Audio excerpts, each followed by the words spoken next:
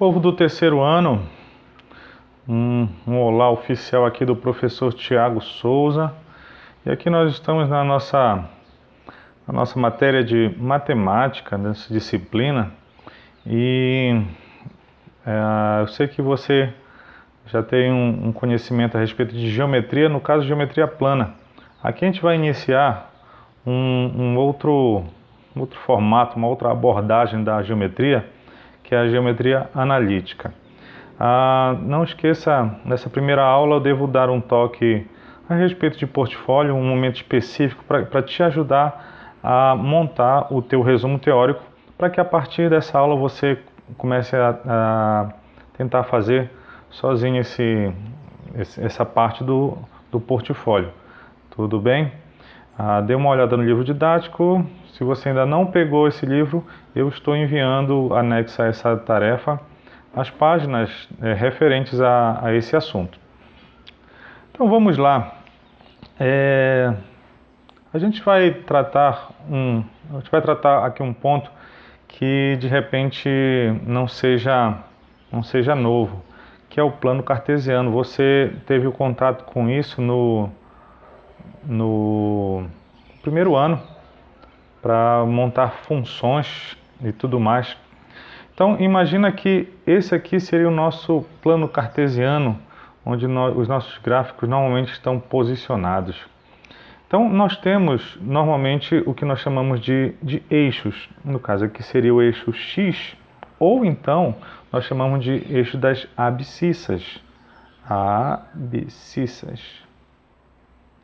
E temos o eixo Y aqui na vertical, que nós chamamos de ordenadas. Então seria o eixo das ordenadas. E vários pontos. Um ponto ele é caracterizado por aquilo que nós chamamos de coordenadas. Deixa eu só colocar aqui um gradeado para nós. Agora. Então o gráfico ele é formado por o plano cartesiano de coordenadas. Então no eixo X nós temos uma contagem espaçada igualmente, por isso que eu coloquei o quadriculado aí.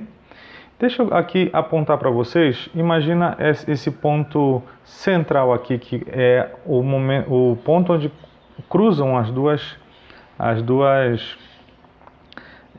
eixos. Então esse aqui eu vou chamar de um ponto, é o ponto zero, tá?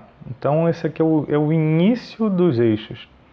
Se eu chamar esse ponto aqui de A, ele tem uma abscissa e uma ordenada. E se você for perceber, é uma medida do quadradinho no eixo das abscissas e uma medida no eixo das ordenadas. Então as coordenadas desse ponto A é 1 e 1. E ele está no que nós chamamos de primeiro quadrante. Primeiro quadrante. Certo? Que é essa região superior direita. Se nós formos perceber, chama isso aqui de ponto B.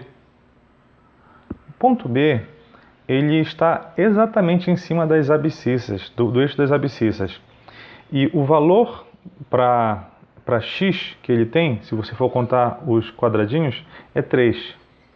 E o valor das ordenadas, como ele está no próprio eixo, é 0. Ele ainda não ganhou altitude, vamos dizer assim. Certo? Ponto C aqui, nós podemos reconhecer que de abscissa ele tem menos 1, viu? Deixa eu até puxar ele um pouco mais para a esquerda. Ele tem menos 1 como abscissa e de ordenada ele tem 3. É só contar os quadradinhos. E ele está no que nós chamamos de segundo quadrante. O segundo quadrante, ele está na parte superior esquerda. Também temos esse ponto aqui que eu vou chamar ele de D. O D ele tem menos 3 de abscissa e menos 2 de ordenada. Sem dificuldade, né? Ele está no terceiro quadrante, a parte inferior esquerda.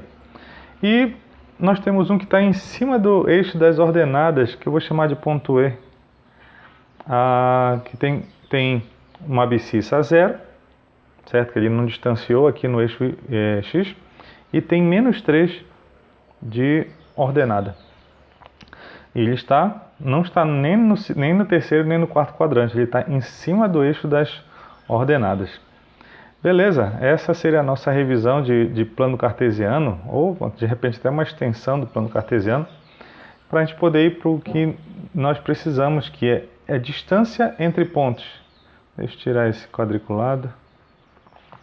Bom, se eu tenho dois pontos bem definidos, no caso o ponto A, eu tenho coordenadas xa, né, e ya, e o ponto B, eu tenho xb e yb, eu consigo calcular esses pontos através de um artifício também de geometria, que é o Teorema de Pitágoras. Porque se você for perceber, essa parte inferior aqui nada mais é do que a diferença entre os valores das abscissas, ou seja, o valor de xb menos o de xa. E aqui nas ordenadas também, se eu fizer uma diferença entre os valores, né, das ordenadas, ou seja, yb menos ya, eu tenho o valor desse lado desse triângulo, que é um triângulo retângulo, ou, por que não dizer, os catetos, tá? Então, se eu disser que isso aqui seria uma variação das abscissas e aqui uma variação das ordenadas, eu consigo calcular esse meu teorema de Pitágoras, que no caso eu quero a distância, que é aquele DAB. Simplesmente assim, ó, então seria a distância que eu quero, só que ao quadrado. Vai ser a soma dos quadrados dos catetos. Só que um cateto é esse ΔX, que nada mais vai ser do que xb menos xa, só que isso ao quadrado, tá? Ou seja, eu faço a diferença entre as abscissas e elevo ao quadrado. E faço a mesma coisa com as ordenadas. Então eu pego yb menos ya. Sabe o que é legal aqui? Se você, por um acidente, inverter os valores, quando você eleva ao quadrado, ele fica positivo, certo? Tem alguns lugares que você vê esse quadrado do d, da distância AB, em forma de raiz. Eu prefiro deixar assim, que fica mais fácil de você visualizar, que é um teorema de Pitágoras.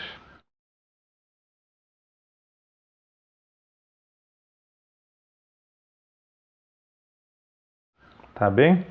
Então, vamos fazer alguns exercícios com essa fórmula.